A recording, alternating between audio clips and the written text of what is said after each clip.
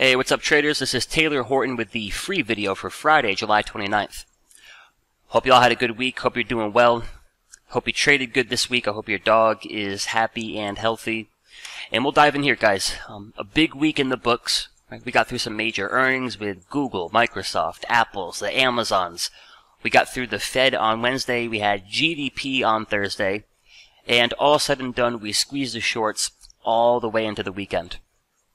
So for starters, guys, I do expect potentially early next week some kind of dip, some kind of flush. I think we're a little bit too cooked here in the short term. This kind of strength isn't always, sustainable necessarily. However, with that being said, if we do get the flush, for now it's a dip I would like to buy. So until proven wrong, and I'll be proven wrong if the S&Ps and the Qs end up back under the daily 21 EMA. But until proven wrong, guys, I'm of the thought process that for now, and maybe all the way up until the next Fed meeting in September, that our bear market here is done and over with, and the path of least resistance could be to the upside. Now, that's not an opinion based on, the economics of anything. It's not an opinion based on anything the Fed said. It's not an opinion based on anything you'll hear on CNBC. It's just an opinion based on what's right in front of us. Price action and structure. So from the S&Ps to the Qs and pretty much market-wide, the bulls have made some serious progress over the last couple of weeks. For the S&Ps here, we get back above that daily 21 EMA. We canceled out all the big three sell signals. Big three goes bullish on the 1 hour, 30-minute, 15-minute, 5-minute. So that's kind of that transition from bearish to neutral, and then neutral to bullish. So good improvement in the structure, good improvements in the big three signals. But most importantly, guys, if the market is actually going to, make an attempt here to trend throughout August and trend into September, the real key is that these pullbacks, these dips, actually hold structure. So one example here is earlier this week, your S&Ps, your Qs, etc. We got a little dip to that daily 21 EMA. It held up like a champ. And of course, we rallied all the way into Friday. Food for thought here. Check out a daily chart of the S&Ps with a 21 EMA. This is the first time, guys, since August of last year. We're going on a year here. This is the first time that a dip to the 21 EMA actually held support and actually turned the corner and ran higher. The theme as of late has been we trap the shorts, we squeeze them. In the process of squeezing the shorts, you rope in a few bulls. So we kind of go bear trap to bull trap. The reason we can't trend higher is the first back test of the daily 21. The first back test of even the hourly 21 fails miserably. Trap the shorts, squeeze them, trap the bulls, it fails. Trap the shorts, squeeze them, you trap some bulls. Your first back test of that daily 21 EMA. The bulls turn the ball over. So that's a little bit of progress.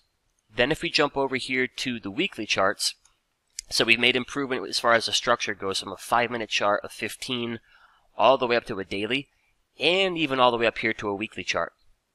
So a huge piece of the puzzle for me in terms of, getting to the point where I can say, hey, I think the bottom is in, and I think we're looking to buy the dip here, is getting closes back above that weekly 21. So the S&Ps get a weekly close above the mean for the first time since March. Same thing here for the QQQ. First close back above the weekly 21 cents back here. Right? Late March, early April. And then you got names like Apple, 2 consecutive weeks, closing above that weekly 21. So a name like Apple, obviously a huge component of the market, improves the daily structure, cancels out my big three sell signals, my lower time frames go bullish, and we improve the weekly structure. All steps in the right direction. Amazon post earnings with a huge gap up. They get a close back above the weekly 21 EMA. And then Tesla here, who's one of my top picks right now to buy the dip in, 2 consecutive weeks back above that weekly 21 EMA. And lastly, guys, being that today was the last trading day for the month of July, the S&Ps nominally, but it counts, we actually got a close back above the monthly 21 EMA. So, from top to bottom, signs of progress. The key, of course, is that on the next flush, we actually see trending properties. Right? Trending properties meaning we don't totally drop the ball and everything falls apart, and we lose all that progress on the very first dip. So the first test for the market this week, after we improved the structure last week, was that dip into Tuesday to that daily 21. Holds up perfectly. Right? A little bit of trend-like behavior. So that's the improvement that I'm seeing. Again, I'm wrong if we're back under that daily 21 EMA. But as long as these next few pullbacks, these next few dips can hold that structure, I am looking to BTFD. Buy the dip, baby. So as far as a few spots here, guys, keep in mind, the things that I'm seeing here, it's kind of market-wide. It's not exclusive to the technology sector. It's not exclusive to the semiconductor sector. You kind of go throughout the whole market. It all looks a little bit the same. The S&Ps have made the same progress that the QQQ has made.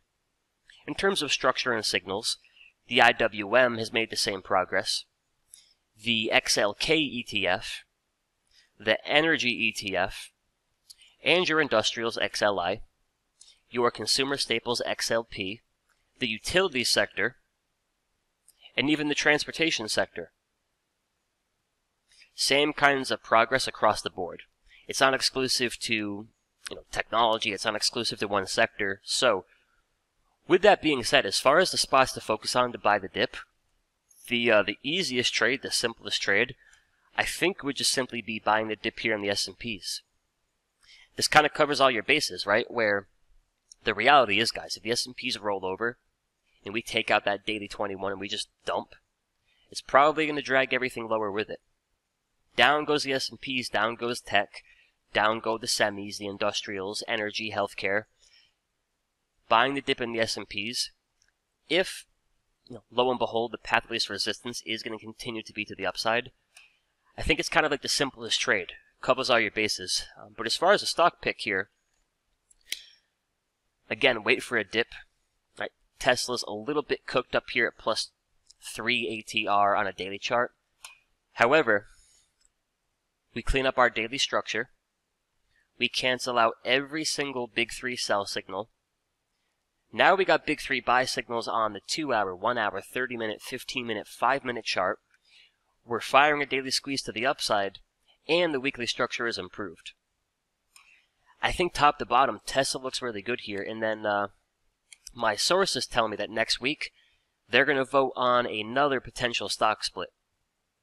So don't buy into that too much, right? Just, as always, focus on price action and structure. But for what it's worth, the theme with Tesla has kind of been that before they do a stock split, this becomes a $1,000 per share stock. So not to say it happens again, and quite frankly, I like the idea of a push towards $1,000, even without a potential stock split around the corner. But you kind of throw it together here, and I think it could make for an interesting move. So the only issue, because my structure is good, from a weekly chart down to a 5-minute, I've got some buy signals, right? 2-hour, 1-hour, 30-minute, 15, 5-minute. So I've got 5 time frames telling me the path of least resistance is to the upside. The biggest issue is we closed today around 890, the hourly 21 EMA. Just the hourly 21, right? Not even the daily. The hourly 21's down there around 845. In other words, guys, Tesla could pull back by 5% on Monday morning, and there's zero problems here. We're not breaking structure. We're not getting sell signals. My indicator would literally tell me to buy that 5% pullback to the hourly 21. So it's not to say that, yeah, because we're extended, we have to pull back to the hourly 21. We could continue to rally. We could also pull back to the hourly 21 and keep on pulling back. Maybe all the way back down to the daily 21. That's down there at 780. 12% below the current price. So the point I'm trying to make is, discipline over, discipline before FOMO. If Tesla just beelines it to $1,000 in a straight shot without ever giving me a better entry, then so be it. But I'll be damned, guys, and you should be damned too, that if we chase this thing without really getting a good entry, that pullback to even the hourly 21, never mind the daily 21 EMA, that could it could certainly leave a bruise, right? So I don't necessarily have the crystal ball that'll tell me where Tesla moves next week, but all I can tell you is that trend, structure, momentum for Tesla and the market for now points towards a path of least resistance being to the upside. So next week, if I can get a dip to, even the 30-minute 21, just some sort of better entry that offers a better risk versus reward, I'm looking to get long Tesla, and I'm looking for a push upwards of about $1,000. But again, the easy trade here, in terms of, how can I get positioned for what might be a bullish market for at least a couple of weeks, maybe a couple of months, I think the easiest trade would be buying the dip there in your S&Ps. One more piece of the puzzle here, guys, before I let you go, is going to be the dollar. I think ultimately this can seal the deal. The dollar has been one of the better trends in the market, which of course has kind of made it hard for the equities market to really get anything sustainable going to the upside.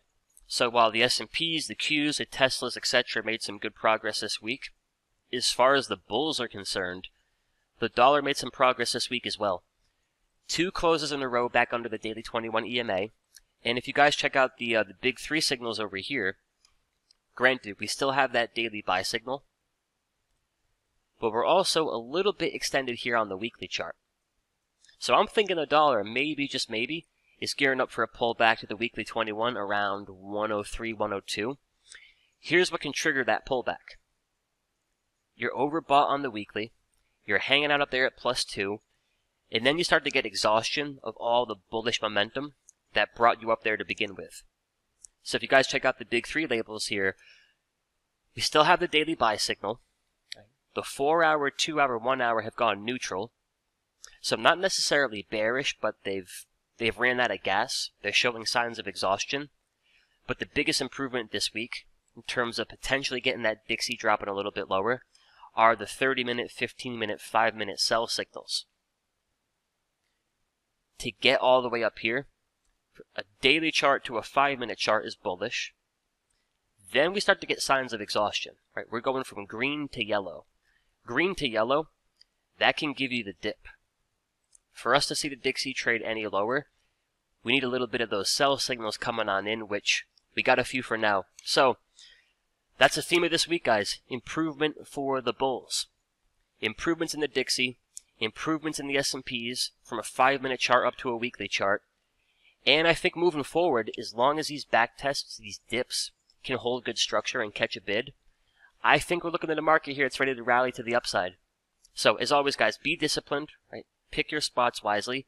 Focus on good risk versus reward. Most importantly, don't marry any idea.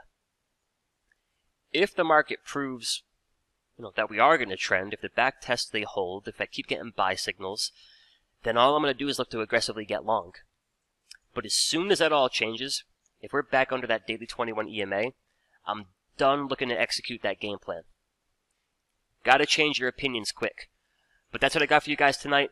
Hope you found this helpful. If you haven't already, go on ahead and hit the subscribe button. And leave us a comment down here below. Let me know what you're watching for next week. Are we seeing things the same? Are you guys seeing things differently? Is there anything I'm missing? Always love chatting with other traders. So hit us up down there in the comments. Otherwise, guys, have a great weekend. Make sure you take a little bit of time to kick back, relax, detach, spend some time with the family, and most importantly, take your dog for a walk. Alright guys, I'll talk to you soon. What's up traders? This is Taylor from Simpler Trading. I wanted to thank you for watching our video, and if you liked the video, go on ahead and comment down below, hit that like button, and make sure you're subscribed and hit that bell icon to get a notification anytime we upload our next video. And of course, if you want to watch us trade live in real time with our own money, check us out at simplertrading.com. Until then, trade safe, and I'll catch you in the next video.